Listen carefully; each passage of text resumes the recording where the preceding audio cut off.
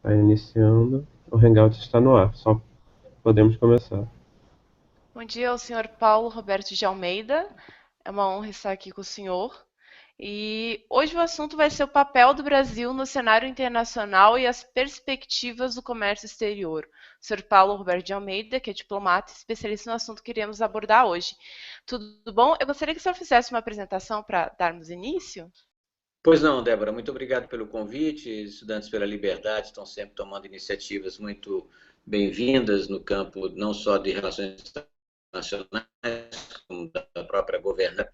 Já participei de alguns outros eventos. Eu sou diplomata desde o final dos anos 70, ou melhor, eu saí do Brasil na ditadura, fiquei 7 anos fora, voltei, entrei no Itamaraty e desde então tenho me especializado em temas econômico-comerciais, servi em grandes delegações ou embaixadas, como em Genebra, Washington, Paris, Montevideo, onde pude me especializar em temas de comércio internacional, finanças internacionais, integração, e tenho diversos livros publicados. Muitos de vocês conhecem o meu blog Diplomatizando ou acompanham os textos que eu disponibilizo no meu site e publicações diversas em diferentes veículos, né, com destaque agora para o Mundorama e também na Revista Brasileira de Política Internacional, da qual eu sou o editor adjunto. O editor é o Antônio Carlos Lessa, meu dileto amigo do Instituto de Relações Internacionais da UNB.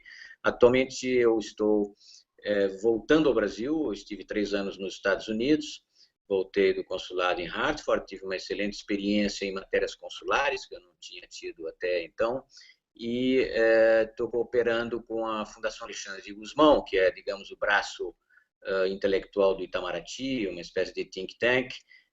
Hoje, precisamente, estamos comemorando 200 anos do nascimento de Varhagen, o historiador diplomata Francisco Adolfo de Varhagen. Acabo de escrever um artigo que deve estar saindo hoje no Mundorama, justamente, e estou viajando a São Paulo, onde vou participar de eventos relativos a esses 200 anos do Varhagen, né, tanto em Sorocaba quanto em São Paulo. E depois estou tentando organizar um seminário sobre Rui Barbosa no mês de julho, por ocasião dos 100 anos de uma famosa conferência que ele fez em Buenos Aires sobre o direito internacional e os deveres dos neutros, etc. Enfim, essa é uma apresentação sumária minha. Vocês encontram no meu site maiores informações sobre mim. Podemos começar então com as questões que vocês têm. Obrigado. Obrigada. Eu separei algumas questões para a gente dar sequência ao bate-papo aqui. E a minha primeira pergunta seria, nesse cenário internacional, nessa um pouco de crise nacional, como fica a relação do Brasil com a Aliança do Pacífico, senhor Paulo Roberto de Almeida?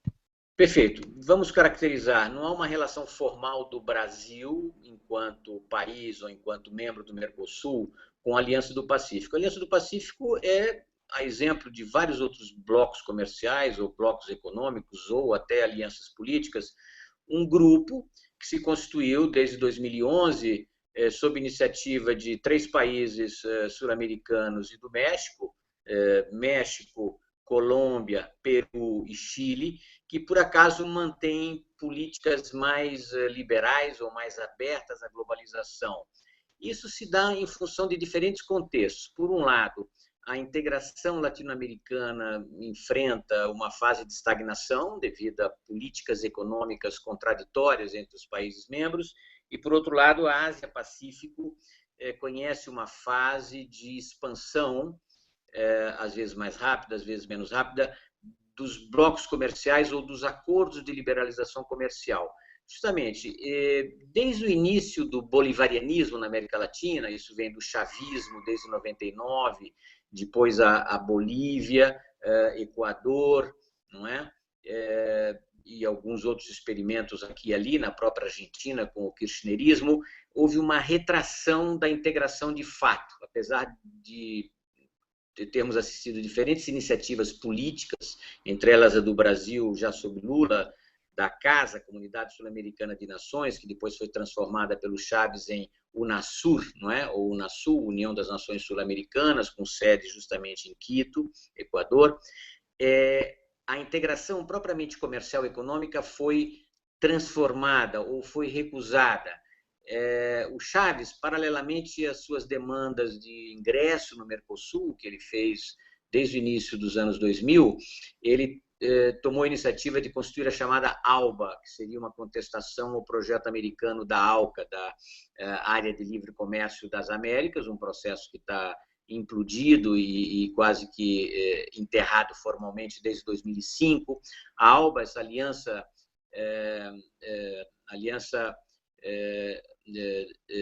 dos povos da América Latina, né, a Aliança Bolivariana, compreendia no início Venezuela e Cuba apenas, depois incorporou a Bolívia e incorporou outros países, seja o Equador, seja alguns pequenos da América Central e do Caribe. Mas era totalmente anti-integração, porque se tratava de comércio administrado, comércio estatal.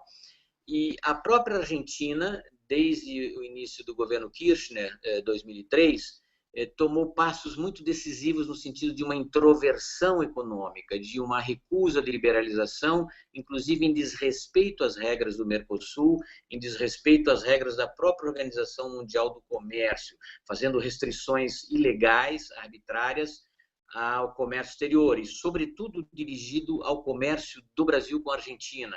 Diferentes restrições à linha branca, automóveis, produtos brasileiros, licenças de importação, exigências de contrapartida, enfim, uma série de reações protecionistas que redundarem na diminuição do comércio intra-Mercosul e até numa diminuição da importância do Mercosul como um todo para o Brasil ou para o mundo.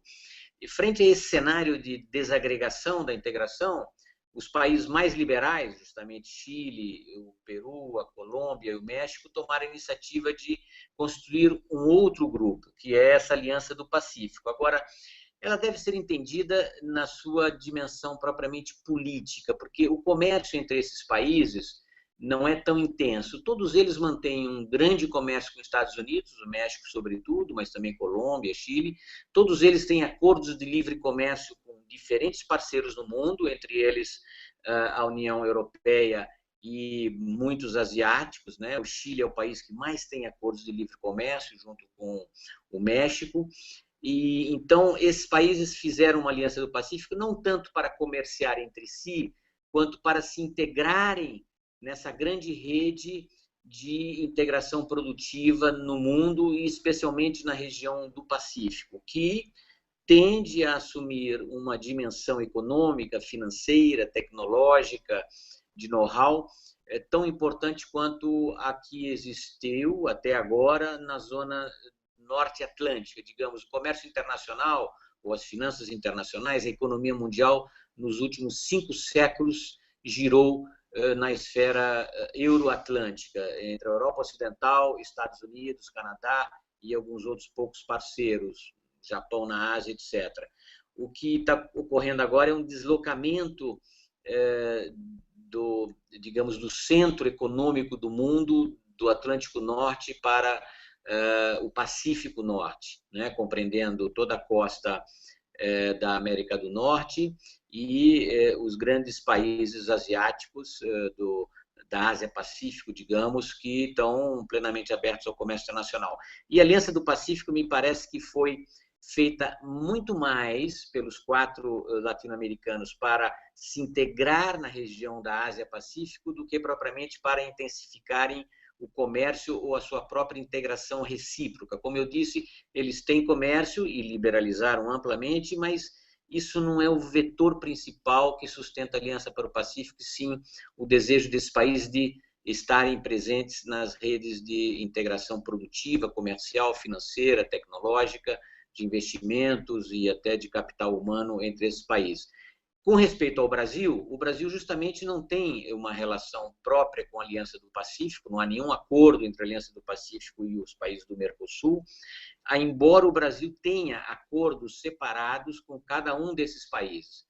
Por exemplo, o Chile, desde que o Mercosul foi constituído, o Chile se interessou pelo Mercosul, mas apenas pelo livre comércio, não pela União Aduaneira do Mercosul. Então, o Chile, desde 1996, é um membro associado do Mercosul, não é um membro pleno, porque não participa dos processos decisórios ou do perfil tarifário da política comercial do Mercosul, mas tem acordo de livre comércio ou de liberalização comercial com o Mercosul. Da mesma forma, o Brasil tem acordos no âmbito da ALAD, Associação Latino-Americana de Integração, com sede em Montevidéu, com cada um dos outros 3 países da Aliança para o Pacífico, com o Peru, com a Colômbia, com o México, inclusive, acordos de livre comércio em automóveis, em alguns outros setores. Então, há uma relação, digamos, muito híbrida ou diferenciada do Brasil ou do Mercosul via LAD ou diretamente com os países da Aliança para o Pacífico, mas não há nenhuma relação formal, grupo a grupo, Aliança do Pacífico, Mercosul. Esse é o estado atual do nosso relacionamento. Bom, em relação à crise econômica no Brasil, em relação também a como que a gente pode reverter a situação com o grau de investimento estrangeiro? Pois não, veja, o mundo, as economias de mercado passam por ciclos econômicos, de ascensão, de estabilização, de crise, de decréscimo, de deflação, enfim, diferentes fenômenos que são típicos de toda e qualquer economia de mercado, onde existem intervenções de governo ou determinações quanto a políticas monetárias, cambiais, comerciais, industriais, tecnológicas, de investimento, etc. Essas intervenções dos governos acabam provocando bolhas, como foi o caso da bolha imobiliária nos Estados Unidos em 2007, revertendo para o setor financeiro em 2008 e provocando uma crise internacional em 2009, com diferentes interfaces, não é? A crise americana é muito diferente da crise europeia, que ela mesma não é uma crise da Europa enquanto tal ou do euro. Existiu uma crise na Grécia, que foi diferente da crise da Itália, da crise da Espanha, da crise de Portugal, ou dos nórdicos, Irlanda, Islândia também enfrentaram crise. Então, são diferentes crises motivadas por diferentes fatores, alguns de origem fiscal, endividamento externo, insustentabilidade cambial, endividamento excessivo dos estados, ou mesmo os derivativos internacionais que provocaram problemas bancários nos Estados Unidos e na Europa. Então, são diferentes crises. O Brasil enfrentou de forma relativamente satisfatória a primeira fase da crise americana internacional, nos anos 2008 e 2009. Nós tivemos um decréscimo em 2009, que foi revertido em 2010 por fatores puramente políticos brasileiros.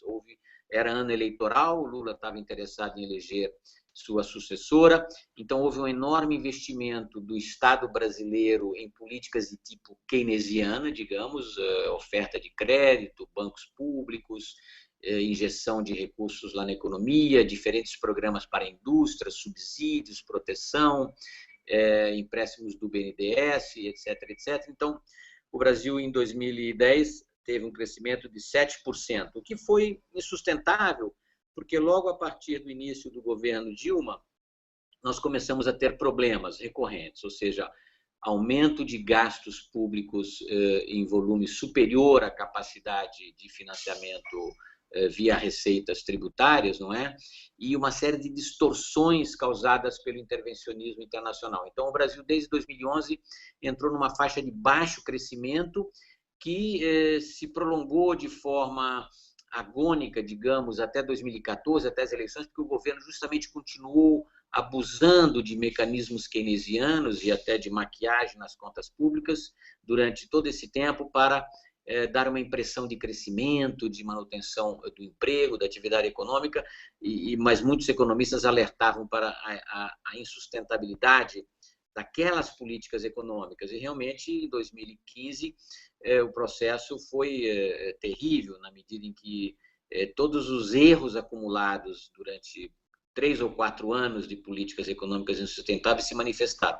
O governo tentou se desculpar, atribuindo a uma suposta crise internacional a origem dos seus males ou dos problemas atuais do Brasil. Não é verdade. A crise que nós enfrentamos no Brasil é uma crise inteiramente made in Brasil, totalmente fabricada pelo governo, por uma série de inconsistências, de erros, e, se a gente quiser, eu chamo de crimes econômicos, ou seja, erros graves de política econômica que redundam em perdas enormes para o Brasil. Quando eu digo perdas enormes, não estou me referindo apenas a perdas orçamentárias, ou seja, déficit fiscal, aumento da dívida pública, etc.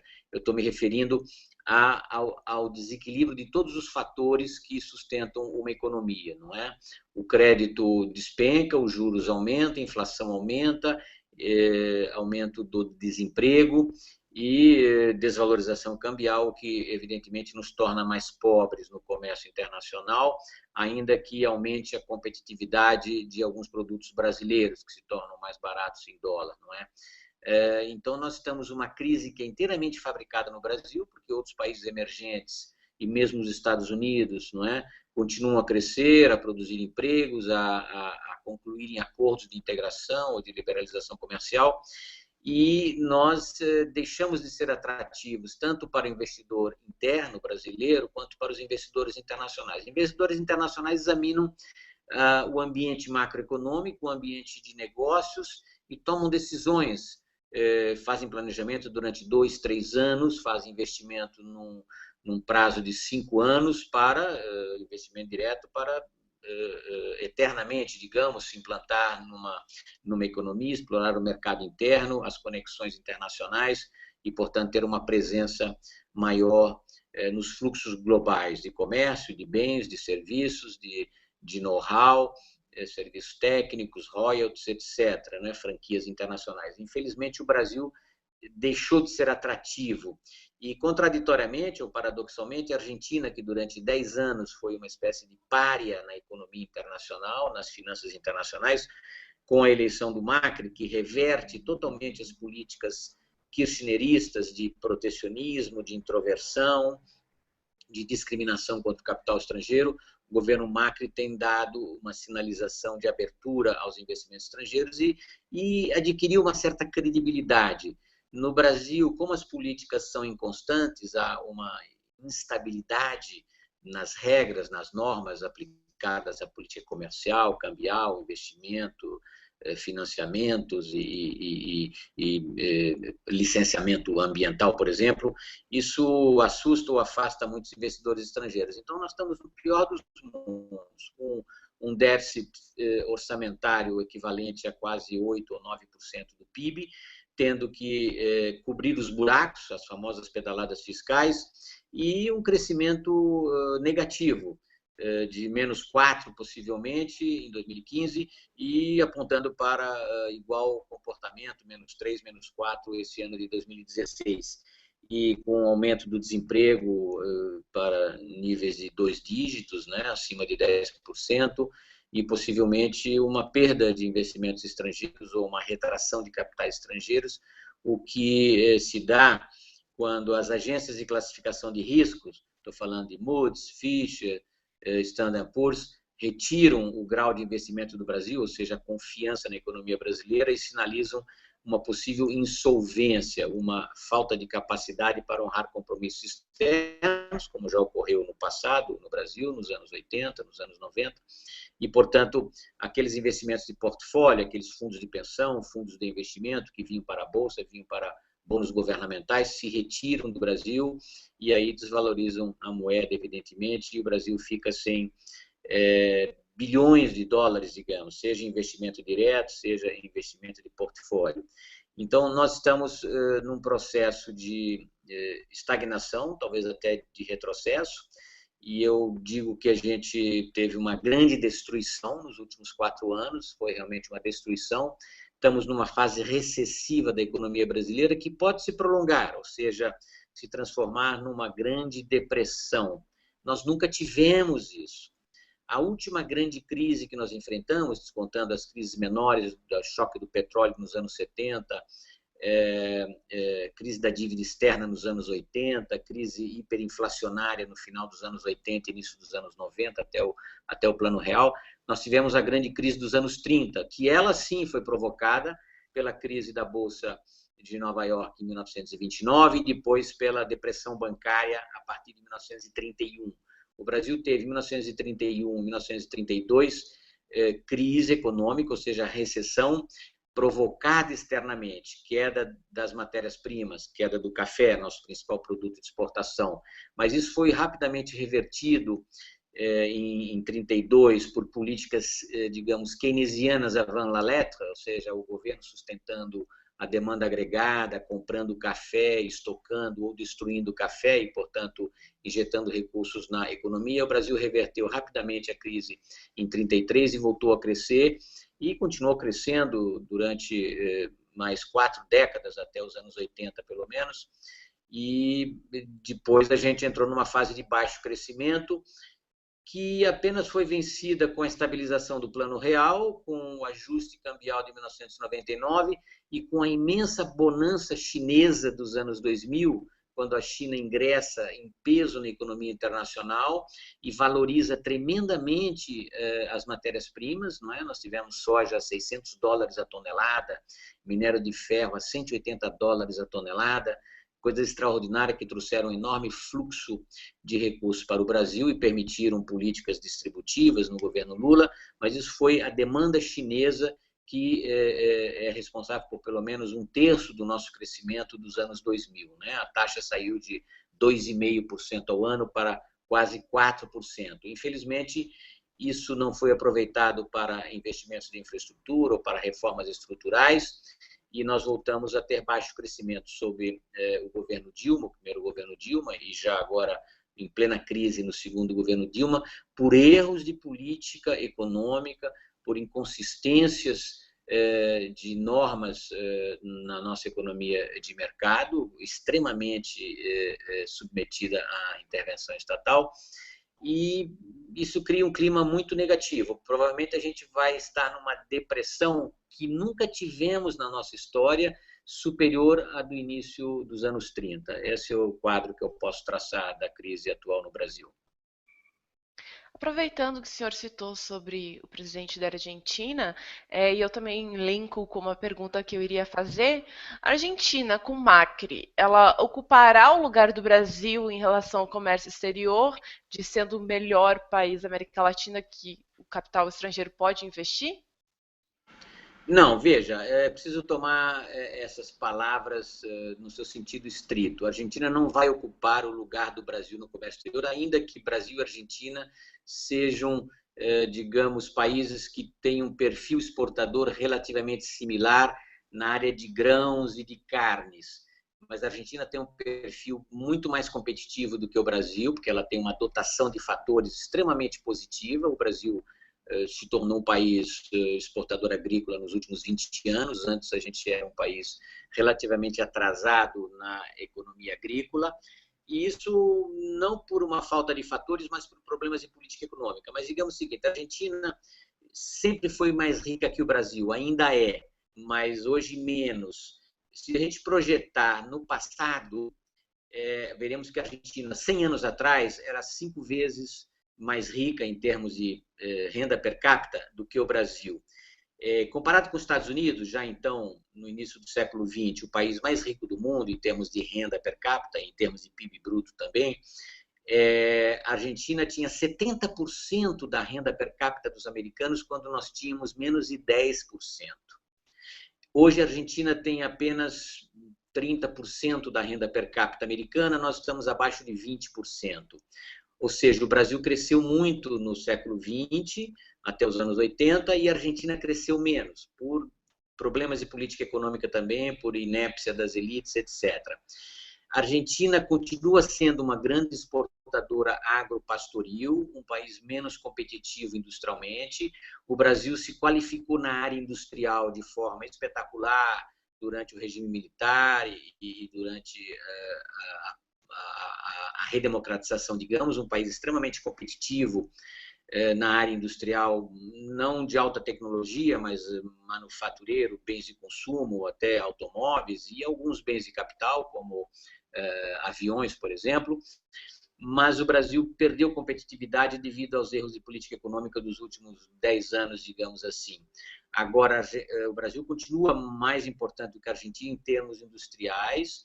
Em termos agrícolas, nós nos qualificamos muito bem a partir dos anos 70, mas só a partir dos anos 90, com a reforma de políticas econômicas, é que nós nos tornamos um grande país competitivo na área agrícola, aplicando regras de mercado ao setor agrícola, o que antes era dominado por políticas estatais muito equivocadas também. E a Argentina tem uma economia hoje muito menor do que a do Brasil e, portanto, ela não vai ocupar o lugar do Brasil no comércio exterior, ainda que ela continue fornecendo ao Brasil trigo, digamos assim, ou possa vir a exportar soja, tanto quanto o Brasil.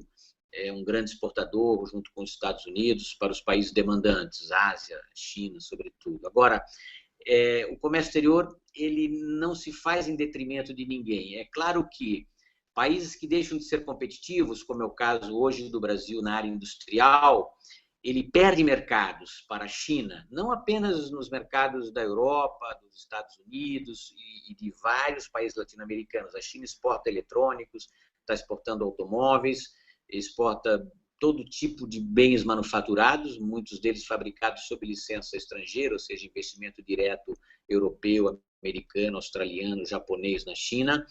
E ela também está concorrendo com produtos brasileiros no próprio mercado brasileiro. Ela consegue colocar bens manufaturados, brinquedos, têxteis, calçados, eletrônicos, a preços muito competitivos no Brasil. Mas isso é um problema do Brasil e não das indústrias, é um problema da alta tributação.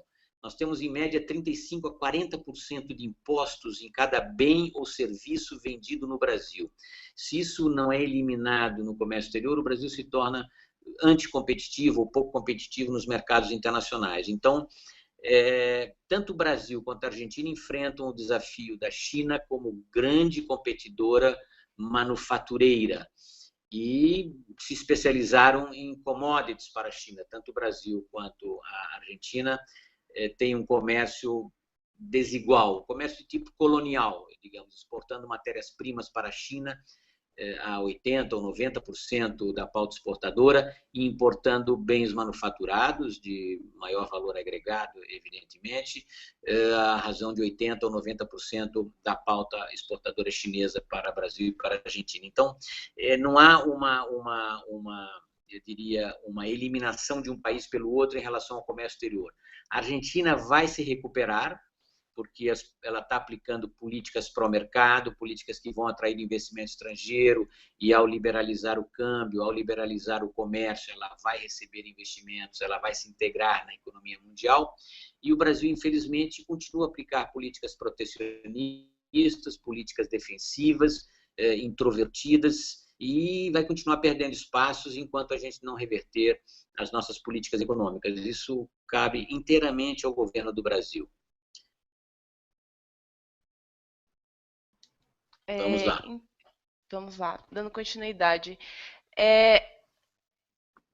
Estamos vivenciando o fim dos BRICS e abrindo espaço para outros países, ou BRICS, por exemplo, saindo do Brasil e saindo a Rússia e entrando outros? Veja, vamos ser muito realista quanto a essas siglas, esses acrônimos, esses agrupamentos.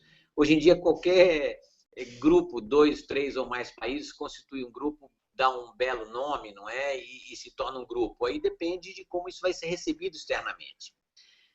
A Aliança do Pacífico, por exemplo, ela não vale tanto, como eu disse, pelos 4 países em si, quanto vale pelo sentido que eles dão à sua política econômica. É uma política que, digamos, dá de costas para a América Latina, digamos, para os bolivarianos, para o neoperonismo kirchnerista até há pouco tempo, para o intervencionismo brasileiro e abre as portas para a integração comercial, produtiva, financeira do Pacífico. Então, a Aliança do Pacífico adquire uma certa respeitabilidade internacional, porque é atrativa para o capital estrangeiro, políticas liberais, normas estáveis e uma orientação voltada para a liberalização comercial e a integração produtiva. O contrário dos bolivarianos, da Venezuela, do Equador, ou da Argentina, dos Kirchner, e do próprio Brasil. Então, a Aliança do Pacífico adquire uma certa... Mas são países que, com exceção do México, que é uma grande economia, digamos, são países que têm um peso menor na economia internacional. O BRICS, o que é o BRICS? O BRICS é um grupo absolutamente artificial, vamos dizer, imediatamente artificial. Foi constituído 10 anos atrás, ou mais de 10 anos atrás, 2001, por um economista, Jim O'Neill, do Goldman Sachs, não é? Exclusivamente como oportunidade de investimento. Esse economista pegou grandes economias, e é verdade, pela população, pelo território, pelos recursos naturais, pelo peso na economia mundial. A China certamente já é a segunda maior economia, mas em 2001 ainda era a terceira ou quarta, atrás do Japão e da Alemanha, que a China já passou devido ao seu grande crescimento. Pegou a Rússia, que parecia que estava se integrando novamente na economia mundial, mas ela o fez apenas pela exportação de petróleo ou de gás. Pegou o Brasil, que parecia prometedor depois das reformas e do crescimento. O Lula finalmente não representou aquilo que os mercados internacionais temiam, né? Aquela economia política esquerdista bolivariana, mas continuou as políticas econômicas do governo anterior. E a Índia, que também, com as reformas introduzidas pelo Manmohan Singh, primeiro-ministro nos anos 90, a partir de 91, começou a crescer. A Índia começou a crescer só quando ela deixou de ser socialista, digamos, introvertida, no nosso caso seria cepaliana, prebistiana, não é? Unctadiana, para ser aberta aos investimentos internacionais e para liberalizar os negócios internamente. Então, esses países começaram a crescer e esse economista de banco de investimento achou que ia ser uma grande oportunidade para investidores internacionais, seja investidores diretos, não é? Ou seja, instalação de fábricas, unidades produtivas, franquias comerciais nesse país para explorarem tanto o mercado interno desses países de enorme população, quanto as suas conexões internacionais, comércio exterior, a China certamente, quanto para investidores de portfólio. Países crescendo precisam de mais infraestrutura, mais comunicação, mais estradas, mais portos, mais tudo, não é? E, portanto, grandes investimentos internos e emissão de bônus governamentais. Países se lançam nos mercados internacionais, emitem bônus e os investidores compram porque geralmente eles pagam o dobro ou o triplo dos juros que esses investidores internacionais, europeus, americanos, japoneses, podem obter nos seus próprios mercados, onde os juros são 3, 3,5%. Nesses mercados, você obtém 6, 6,5%, o que é o dobro, ou até mais no Brasil, né, que sempre manteve juros muito altos em seus bônus internacionais. Então, o BRICS foi feito nessa perspectiva. E aí você tem dois chanceleres, o Sergei Lavrov da Rússia e o Celso Amorim do Brasil, que vêm nessa sigla que teve um certo appeal para investidores, para o business internacional, Financial Times, The Economist, vem um apelo para construir um grupo político, e aí decidem construir um grupo diplomático. E aí foi feito, a partir dos anos 2006, 2007, primeiro encontro ministerial do BRICS foi feito na Rússia em 2009, e depois um encontro de cúpula, né, um encontro presidencial em 2010, na própria Rússia. Tivemos encontros no Brasil, depois a África do Sul foi incorporada, mas ela é uma economia muito pequena comparado aos 4 grandes, e a África do Sul entrou porque a China queria. A China tem um grande pé na África e queria, digamos, legitimar a sua presença africana, integrando um país africano ao BRICS, ao BRIC, né? E aí você teve o BRICS. Agora, o BRICS, como eu disse, é uma construção artificial. Esses 4 países, depois 5 países, têm políticas econômicas totalmente divergentes, cada um com um tipo de inserção econômica internacional, cada um com um tipo de política comercial, cambial, monetária, de investimento, ainda que vários deles sejam exportadores de matérias-primas, Brasil, Rússia, África do Sul, certamente, a China, grande exportadora de produtos industrializados, a Índia, grande provedora de serviços, né, em TICs, em tecnologias de informação e de comunicação. Enfim, diferentes tipos de inserção internacional e com muito pouca convergência recíproca nas políticas econômicas. Claro, a China se tornou o principal parceiro comercial do Brasil desde 2009, mas isso, como eu disse, é uma versão atualizada da velha relação colonial norte-sul. Né? O norte exportando manufaturas, o sul exportando matérias-primas. É exatamente o comércio China-Brasil. Então, não há grande glória em ter na China o seu principal parceiro comercial. O Brasil teve como principal parceiro comercial durante mais de 100 anos os Estados Unidos, com uma interface muito mais diversificada, claro, exportando café quase que exclusivamente no começo, mas depois, a partir dos anos 60, 70, manufaturados leves, têxteis, calçados, produtos de bens de consumo duráveis ou semiduráveis, e os Estados Unidos sendo um parceiro não apenas comercial, mas tecnológico, industrial, investimento direto, financiador, credor, intercâmbio educacional, né? Milhares de brasileiros que estudaram em universidades americanas, ou seja, uma interface muito mais equilibrada. E justamente no perfil comercial, o comércio Brasil-Estados Unidos era muito mais formado por manufaturas, a razão de 60% do valor global, do que existe, evidentemente, com a China. A gente exporta talvez 5% apenas de manufaturas e 95% de 5 ou 6 produtos básicos. Então, o BRICS ele existiu enquanto construção artificial, foi transformado também artificialmente num grupo político-diplomático, existiu, isso dá prestígio para os dirigentes que se reúnem uma vez por ano, tiram fotos, aparecem nos jornais, mas a artificialidade começa a aparecer justamente em função de crises econômicas. Brasil, certamente, Rússia também, ambos países em recessão, e a Rússia agora submetida a sanções devido à sua invasão da Ucrânia, ou da Crimeia, e a África do Sul também em crise por erros de política econômica, e um decréscimo do crescimento na China, devido a bolhas internas de tipo financeiro, imobiliária, até industrial, e a Índia, que continua crescendo, mas a Índia tem um perfil muito específico, né, muito sui generis na economia mundial. Então, o BRICS, eu diria que ele não vai desaparecer, porque é uma iniciativa política e nenhum dos presidentes vai querer matar o BRICS, digamos assim, apesar de que a sua agenda é um pouco negativa, no sentido de ser contrastante com a do G7, não é? O G7 sempre foi o grupo dos países mais importantes economicamente, hoje menos no seu peso bruto em relação à economia mundial, menos de 30% talvez no total, mas o G7 tem uma agenda que é a agenda da globalização, não é? Abertura ao comércio, financiamento, investimento, trocas humanas e de serviços, e a agenda do BRICS é uma agenda mais restritiva, é aquela agenda dominada pelos estados, é uma agenda mais mercantilista, mais intervencionista e mais anti-hegemônica, como se costuma dizer. Então, o BRICS vai continuar existindo,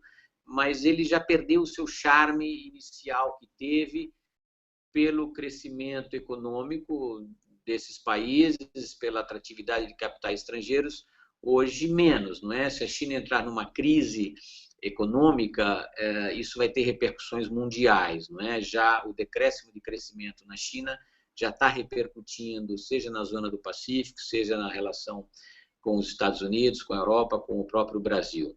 Isso é o que eu teria a falar sobre os BRICS.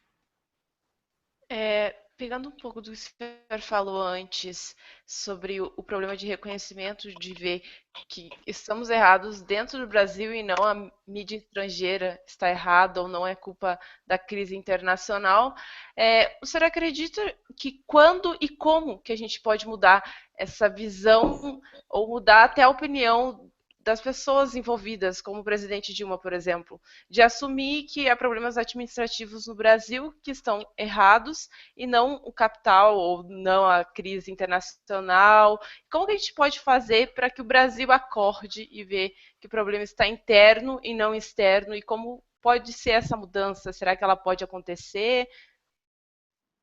Veja, eu aí recomendaria uma leitura macrohistórica de mais longo prazo. Se a gente analisar a história econômica dos últimos 5 séculos. Vocês estão me ouvindo ou não? Alô? Sim, estamos ouvindo. Ok. Os últimos 5 séculos. Peguem um livro, por exemplo, do David Landes, A Riqueza e a Pobreza das Nações. É um economista já falecido de Harvard, mas fez um livro de história econômica muito grande. E você analisa essa história dos últimos 5 séculos, o que é?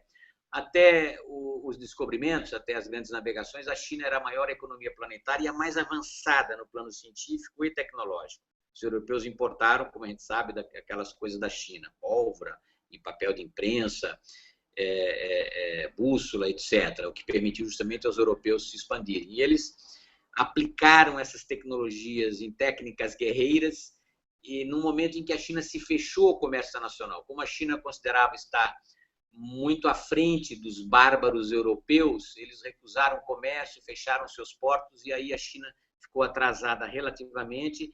Quando os europeus retornaram à China, já no século XIX, a China se encontrava enfraquecida, porque ela tinha perdido uma oportunidade de fazer a sua revolução industrial. O que a Europa fez, instalou canhões nos navios e dominou a China, humilhou a China, esquartejou a China durante um século, digamos assim. E a China decaiu também por erros próprios, revoluções Taiping no século XIX, depois a queda do Império no início do século XX, as guerras civis da República da China, a invasão japonesa em 31 e 37, e depois o maoísmo, que foi delirante, foi uma catástrofe econômica para a China. Não é? Assim como a Rússia, o Lenin podia ser um gênio em política, mas era um ignaro, era um ignorante completo em economia, liquidou os mercados, e o que você teve na União Soviética durante 70 anos foi um regime escravocrata moderno, né, que foi o socialismo. O maoísmo foi até pior porque provocou milhões de mortos por experimentos econômicos do mal. Enfim, então a China decaiu. Mas aqui do nosso lado, a Argentina, um dos países mais ricos do mundo 100 anos atrás, que decaiu durante 80 anos praticamente, desde os anos 30, e passando pelo peronismo, governos militares, governos civis, seja dos radicais, seja dos peronistas, a Argentina decaiu economicamente por políticas econômicas erradas. Então, ela decaiu absolutamente para si mesma, se tornou mais pobre e perdeu sua importância para o mundo, não é? E se a gente analisar dos anos 60 para cá, houve uma notável introversão ou uma inversão de papéis na economia internacional entre a Ásia e a América Latina. Até o início dos anos 60, a América Latina era a região mais prometedora do mundo, a que prometia alcançar os países desenvolvidos, da Europa, dos Estados Unidos, pela industrialização, pela modernização, por reformas, e a Ásia era sinônimo de pobreza, com exceção do Japão, não é? A Ásia, nos anos 60, era sinônimo de pobreza, tanto a Índia, quanto a Coreia, quanto outros países da Ásia-Pacífico. No entanto, nesses últimos 40 anos, ou 50 anos, desde os anos 60, a Ásia cresceu no comércio internacional, na economia mundial, e a América Latina avançou muito pouco e retrocedeu relativamente. Então, hoje, a Ásia teve um crescimento extraordinário em termos de renda real, de renda per capita. Ela cresceu 3, 4 vezes mais do que a América Latina, e a América Latina permanece na média mundial, e vários países asiáticos estão na faixa dos países ricos. Coreia do Sul, certamente, Taiwan, Singapura, Hong Kong e outros países que podem avançar naquela região. Então, não há, digamos assim, uma determinação uniforme ao longo da história. Países podem avançar ou recuar em função de estímulos à economia mundial, por certo, mas, sobretudo, em função de suas políticas econômicas internas. Não há nenhum outro país no mundo, repito, não há nenhum outro país no mundo que tenha conhecido 8 moedas no espaço de 2 gerações. Estou falando do Brasil. Saímos do R$1.000 em 1942, passamos para o cruzeiro, aí adotamos o novo cruzeiro em 1967, cortando 3 zeros por causa da inflação, voltamos ao cruzeiro. Em 86, ou seja, menos de 20 anos depois, adotamos o cruzado, cortando mais 3 zeros, um processo hiperinflacionário que resultou no cruzado novo, volta para o cruzeiro, depois cruzeiro real, cortando mais 3 zeros, e depois o processo de estabilização para o real, passando pela URV, que redundou numa inflação de quase 3.000% ao ano. A URV começou a 1 por 1 contra o dólar e terminou a 2.750 em julho de 94, quando foi introduzido o real. Não há nenhum outro país no mundo que tenha acumulado tanta inflação quanto o Brasil, a despeito de que nós não tivemos, digamos, um processo hiperinflacionário alucinante como na Alemanha dos anos 20, Bolívia dos anos 80, a Iugoslávia dos anos 90 ou o Zimbábue dos anos 2000, né, com moedas valendo milhões ou trilhões. O Brasil teve uma hiperinflação controlada pela indexação generalizada, mas considerando todas as moedas trocadas e todos os zeros cortados, nós tivemos uma inflação de nível astronômico, ou seja, o Brasil perdeu oportunidades o que a Ásia não fez. Ainda que a Ásia tenha tido também políticas intervencionistas, dirigistas, estatizantes, com protecionismo comercial, etc., duas coisas a Ásia fez, duas ou três coisas. Em primeiro lugar, uma maior estabilidade fiscal e monetária, portanto, menos troca de moedas ou nenhuma, digamos, menor inflação, menores déficits fiscais e, sobretudo, integração ao comércio internacional, com base nas especializações possíveis em cada país, com base em investimento estrangeiro também, ou em capacitação própria, como é o caso da Coreia, que imitou o Japão, imitou os Estados Unidos, mas isso com base em quê? E esse é o terceiro elemento muito importante que falta no Brasil e na América Latina: educação.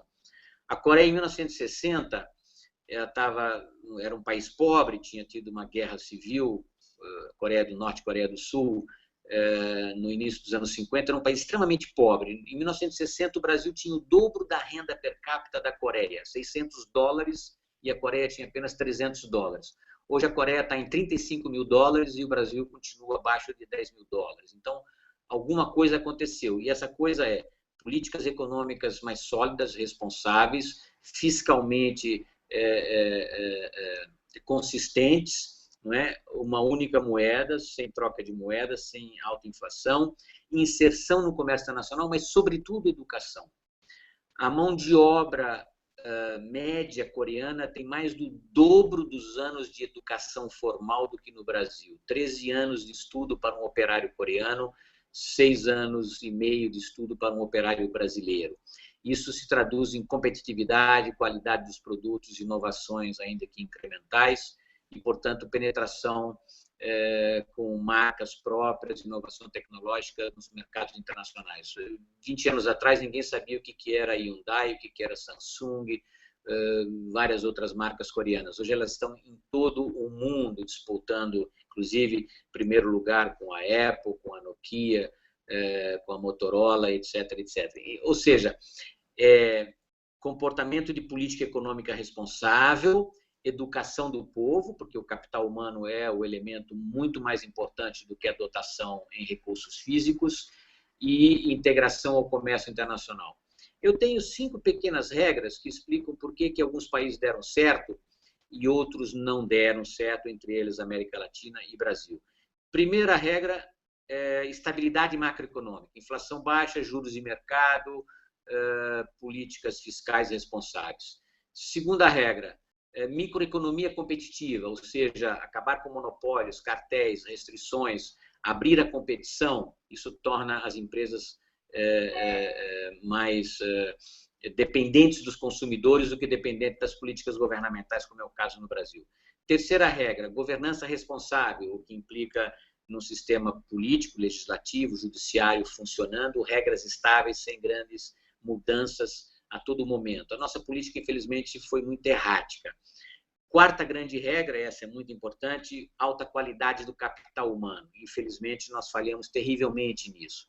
Todos sabem dos exames do PISA, do Programa Internacional de Avaliação Estudantil, da OCDE, o Brasil ocupa os últimos lugares, ou seja, apesar de que a gente tenha integrado todas as crianças no primário, o que a gente fez 150 anos depois dos países mais avançados, a qualidade desse ensino ainda é extremamente deficiente. E quinta grande regra é a que eu disse, integração ao comércio internacional e boa receptividade para os investimentos estrangeiros.